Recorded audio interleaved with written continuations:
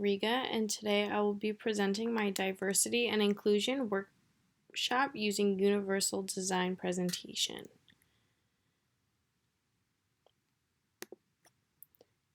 Throughout this presentation, I will be discussing gender diversity in the workplace. I will be presenting this information to the New Jersey Board of Education with my target audience being school administrators.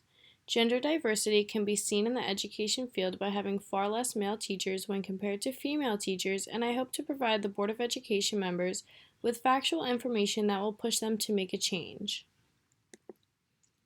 My goal is to provide you with information in regards to the lack of gender diversity in the education field. I also want to dig deeper and provide you with the information of why this lack of diversity is occurring, and lastly, I aim to provide you with opportunities and solutions to try and fix the problem at hand. According to Line 0, gender diversity is the equitable or fair representation of people of different genders within an organization. Gender diversity includes individuals of different sexual orientations, identities, and biological sex. The education field is exceptionally understanding and inclusive in regards to individuals' sexual orientation and identity, but there is a lack of diversity in regards to the sex of educators, this meaning that the majority of educators that fill classrooms are females.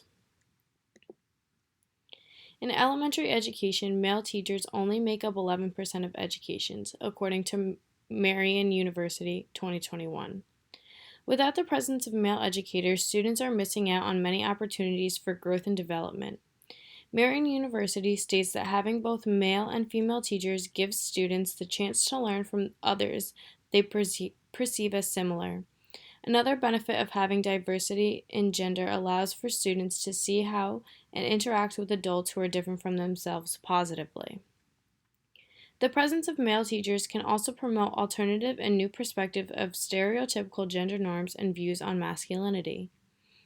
Schools are implementing many different resources and opportunities that will allow for male students to pursue an education degree. One example of that is Call Me Mr. Call Me Mr. is a recruiting program that provides financial assistance and support for male students pursuing an education degree. It also provides these students with mentors to help them throughout their higher education career. The National Disability Authority states that the 7 principles of universal design for learning include equitable use, flexibility in use, simple and intuitive use, perceptible information, tolerance for error, low physical effort, size, and space for approach and use. Equitable use refers to if the design is useful and marketable to people with diverse abilities. Flexibility in use refers to if the design accommodates a wide range of individual preferences and abilities. Simple and intuitive use refers to if the design is easy to understand regardless of the user's experience, knowledge, language skills, or current concentration level. Perceptible information refers to if the design communicates necessary information effectively to the user regardless of ambient conditions or the user's sensory abilities. Tolerance for error refers to if the design minimizes hazards and the adverse consequences of accidental or unintended actions. Low physical effort refers to if the design can be used efficiently and comfortably with a minimum of fatigue.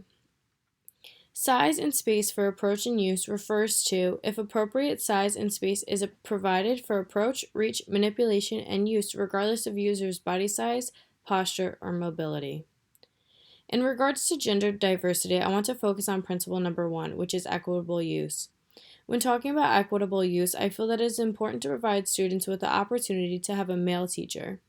Like previously stated, male teachers provide students with different information and perspectives that female teachers may be unable to provide. The lack of gender diversity in education can create an unequal education that is being provided to the students. By providing them the opportunity of having male teachers, this inequality in education can be diminished. On top of that, students will be able to learn information that fights stereotypical gender norms and allow for them to build their own opinions. When thinking about workplace design, there are a few different aspects that need to be provided in order to create an inclusive workplace.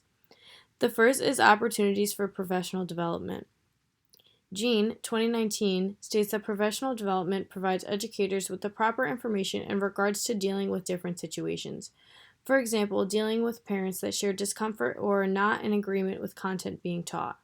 On top of that, professional development for administrators will allow for them to see the benefits of having a more gender-balanced workplace.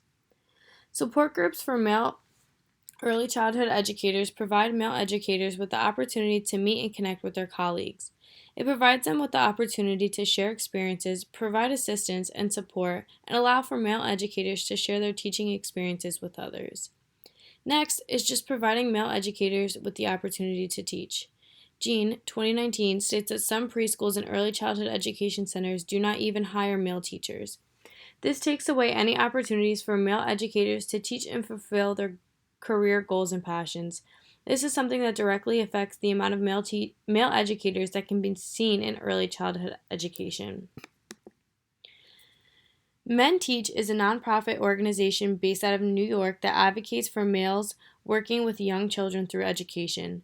They have 3 focal points, which include providing male educators with a place to connect, exchange information, and provide support for other male educators. Providing male educators with training and workshops in regards to education, as well as training and workshops for school administrators on how to recruit more male educators. And lastly, they conduct research on the importance of male educators. I hope the information presented throughout these slides has allowed you to truly see the problem with gender diversity that the education field is facing. Without change, the number of male educators will continue to decrease. It is crucial that solutions are created and implemented into schools all over the country. Without these solutions, students will be neglected of these opportunities that male educators provide. I have provided 3 different opportunities to learn. The first is an article that discusses the importance of male educators and the benefits they provide to students. The next is a TED Talk video presented by Alex Strauss. Alex Strauss is a current higher education student pursuing an early childhood education career. Throughout his TED Talk, he shares his personal experiences throughout this journey. The last opportunity for learning I've provided is an informational video that discusses the importance of male educators and provides gender statistics that work parallel with their statements.